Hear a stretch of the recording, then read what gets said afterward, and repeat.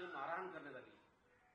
खास करून अजित पवार यांचा तो पक्ष आहे आणि ज्या पद्धतीने घडामोडी होत आहेत, एकीकडे विधानसभेत मारामारी झाली, त्यानंतर पक्षाच्या कार्यालयात मारामारी झाली, ज्या पद्धतीने मारामारी होती महाराष्ट्रामध्ये फडणवीसांचे जे सरकार म्हणून जे चालवलं जात आहे ते सरकार नाही, ते गुंडांची टोळी आहे आणि राज्यामध्ये एक प्रकारचं अराजक निर्माण झालेलं आहे, पूर्ण अराजक. बघा, देवेंद्र फडणवीस मुख्यमंत्री म्हणून मोठी मोठी छातीवर ते हात मारून वगैरे भाषणं करतायत. हे करीन, ते करीन, त्याला सरळ करीन, त्याला सरळ करीन, भ्रष्टाचाराने तुरुंगात टाकीन, गुंडगिरी सहन करणार नाही. त्यांच्या राज्यात काय चाललंय? स्वतः गृहमंत्री आहेत, मुख्यमंत्री आहेत. इतका हतबल मुख्यमंत्री महाराष्ट्रानं पाहिला नाही. स्वतःचे 132 आमदार असतानाही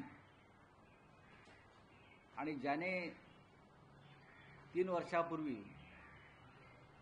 40 आमदार फोडले दुसऱ्या पक्षाचे आणि त्याचा विजय उत्सव साजरा केला की मी किती महान आहे. आधीचं सरकार हे घटनाबाह्य होतं आणि आताचं सरकार फडणवीसांचं हे अनैतिक आहे. कारण या राज्यामध्ये रोज इतके अनैतिक कृत्य घडतात आणि त्यांच्या सरकारमधलेच लोक करतात अनैतिक, व्यभिचारी सरकार. आणि देवेंद्र फडणवीस काही करू शकत नाहीत. अशा प्रकारचं राज्य हे महाराष्ट्राला, सरकार हे महाराष्ट्राला कलंकित करणारं सरकार आहे. तुम्ही पाहिलं असेल की ज्याचा तुम्ही उल्लेख केला की आमदार, मंत्री, पक्षाचे त्यांच्या पदाधिकारी ज्या प्रकारचं वर्तन करतात हे महाराष्ट्रात कधी घडलं नव्हतं. काल खासदार आणि त्यांचे राष्ट्रवादीचे प्रदेशाध्यक्ष सुनील तटकरे यांच्यासमोर छावा संघटनेच्या राज्यप्रमुखांवर हल्ला झाला आणि तो हल्ला कोणी केला तर राष्ट्रवादीच्या राज्यप्रमुखांनी केला.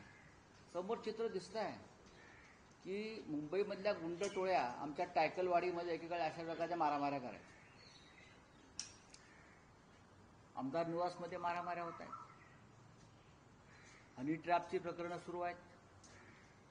म्हणजे राज्यात कोणता गुन्हा घडत नाही. मंत्र्यांच्या बारमधून बारबाला पकडल्या जातायत ना. कुठे गेला भारतीय जनता पक्षाच्या त्या महिला नेत्या, फडफडणाऱ्या सगळ्या विरोधी पक्षाच्या लोकांवरती जेव्हा काही गुन्हे किंवा काही आरोप हे लोक करायचे तेव्हा या सगळ्या महिला नेत्या अगदी काय म्हणतात त्याला, राणा भीमादेवी थाटामध्ये पुढे येत होत्या. आज कुठे आहेत? मंत्र्याच्या बारमध्ये लेडीज बार महिला सापडल्या, बारबाला. महिलांवरती अत्याचार वाढलेले आहेत, हनी ट्रॅपची प्रकरणं वाढलेली आहेत. 4 मंत्री, फडणवीस खोटं बोलतायत त्यांना माहिती आहे, 4 मंत्री हनी ट्रॅपमध्ये अडकले. आज मी एक जे ट्विट केलं आहे त्याची सत्यता पडताळून पाहावी. देवेंद्र फडणवीसांनी आमचे जे खासदार फुटले, जे फडणवीसांनी फोडले असं म्हणतात किंवा अमित शहाने फोडले असं म्हणतात, त्याच्यामध्ये ईडी सीबीआय आहे. त्याच्याबरोबर 4 खासदारांना हनी ट्रॅपमध्ये अडकवले.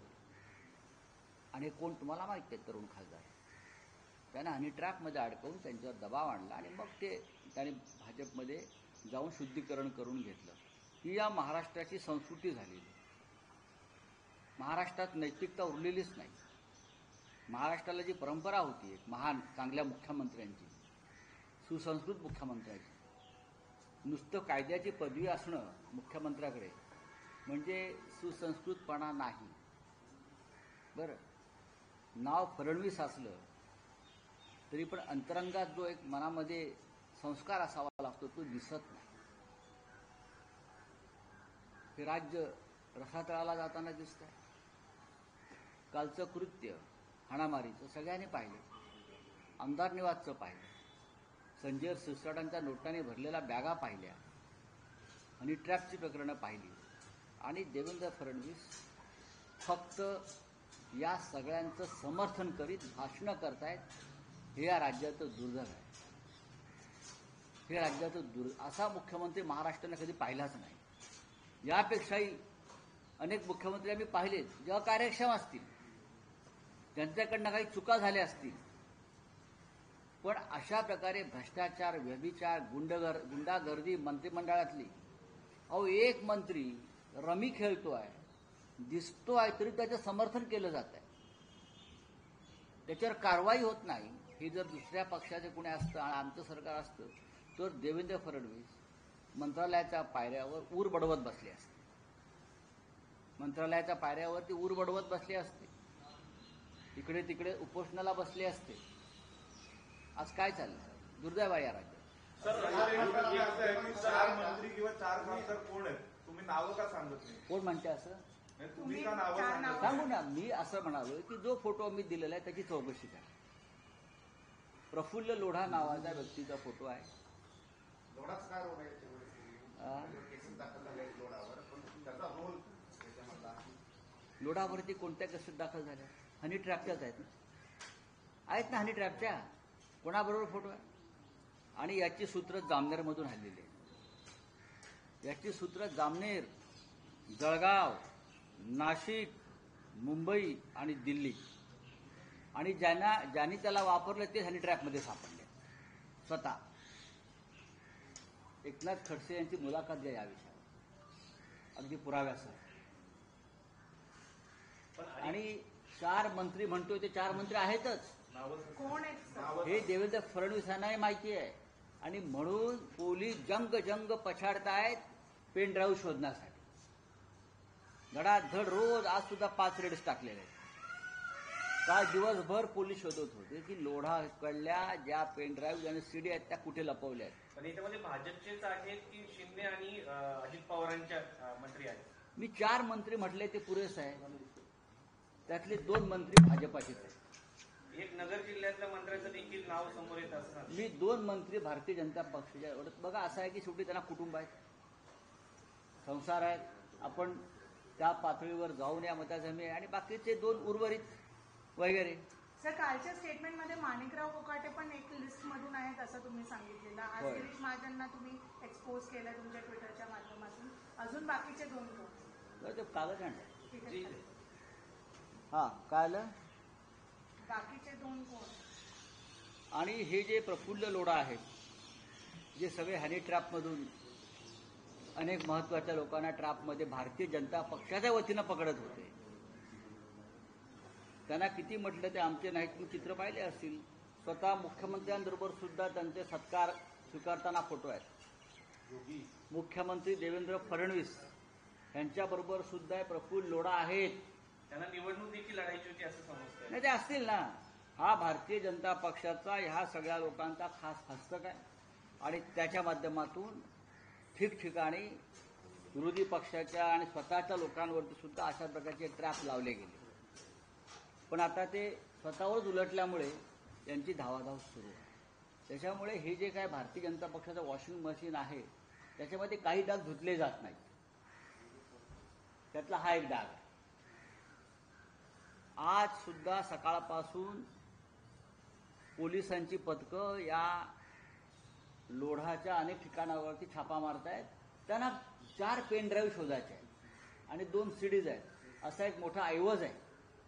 तो ऐवज त्यांना शोधण्यासाठी, कारण त्याच्यामध्ये जे काय आहे हे देवेंद्र फडणवीसांनाही माहिती आहे, गिरीश महाजनांना माहिती आहे, महाजनांना माहिती आहे, अनेक मंत्र्यांना माहिती आहे. धावाधाव झालेली आहे, धावाधाव. त्याच्यामुळे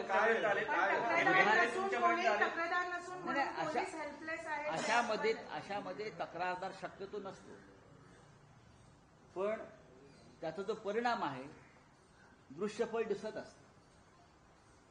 संबंधित व्यक्ती, संबंधित सरकारचे लोक हे कशा प्रकारे ब्लॅकमेल करतात त्याचा वापर करून. पण आता स्वतःलाच ब्लॅकमेल केलं जात आहे. मी जे म्हणतोय की आमचे 4 खासदार हे या प्रकरणात हनी ट्रॅपमध्येच गेले, आणि ती नावं सगळ्यांना माहिती आहेत. 4 तरुण खासदार हे याच प्रकारच्या हनी ट्रॅपमधून आमच्याकडून गेले, पळून गेले. बाकी ईडी, सीबीआय, तपास यंत्रणा, भ्रष्टाचार या गोष्टी वेगळ्या, पण ते गेले.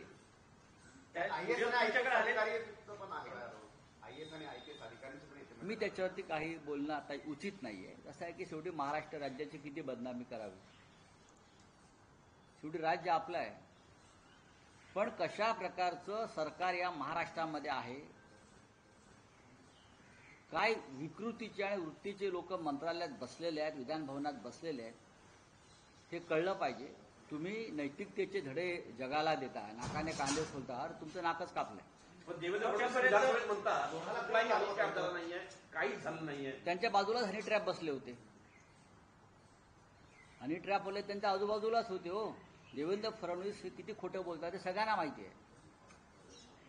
हनी ट्रॅपवाला त्यांच्या बाजूलाच आहे. हा काय, हा पहा, हनी ट्रॅपवाला टोळी त्यांच्या बाजूलाच आहे. हनी ट्रॅपचे सूत्रधार त्यांच्या मंत्रिमंडळामध्ये आहेत. तुमच्याकडे हनीट्रॅपचे व्हिडिओ पोहोचले का, फोटो मी पोहोचले? सगळं पाहिलंय. राऊत साहेब, मी आणि खडसेंनी सगळं पाहिलं. राऊत साहेब, हनी ट्रॅपचा उद्देश काय होता? याची सुरुवात नक्की कुठून झाली? म्हणजे दिल्लीतून महाविकास झाले. महाविकास आघाडीचं सरकार पाडण्यासाठी जे विजय वडेट्टीवार म्हणतायत त्यांनी थोडीशी अल्प माहिती दिली. पूर्ण माहिती मी तुम्हाला देईन. परवा 2 दिवसापूर्वी काँग्रेसचे नेते विजय वडेट्टीवार यांनी त्याला एक निसटता स्पर्श केला की आमचं सरकार हनी ट्रॅपमुळे पडलं, पण त्यांनी पूर्ण माहिती दिली नाही. ते पडलं नाही, ते पाडलं. हनी ट्रॅप पडलं नाही, पाडलं. आणि 16 ते 17 आमदार, 4 खासदार हे त्याच प्रकरणामध्ये भारतीय जनता पक्षानं आपल्या गळाला लावले. उद्याचा सामनाचा अग्रलेख जरूर वाचा त्या सगळ्या विषयावर. नाव आहे त्याच्यात. हे जे वेश पालटून जात होते ते एकमेकाला सीडी प्रदान करायला जात होते. रात्री ही बघा तुमची सीडी. हे जे हुडी बिडी घालून जात होते ना आणि मरीन लाईनच्या पुलाखाली भेटत होते काळोखात, आणि मग खिशातून अशी सीडी काढून हे बघा तुमचे लोक. कळलं का? त्याच्यामुळे काही लोकांना दरदरून घाम फुटला आणि त्यांनी पटापट उड्या मारून 4थ्या दिवशी सुरतला रवाना झाले. नाही ते सीडी बाहेर येईल. म्हणजे ते हिंदुत्व किंवा निधीसाठी अजिबात नाही. यांचा हिंदुत्वाचा काही संबंध नाहीये.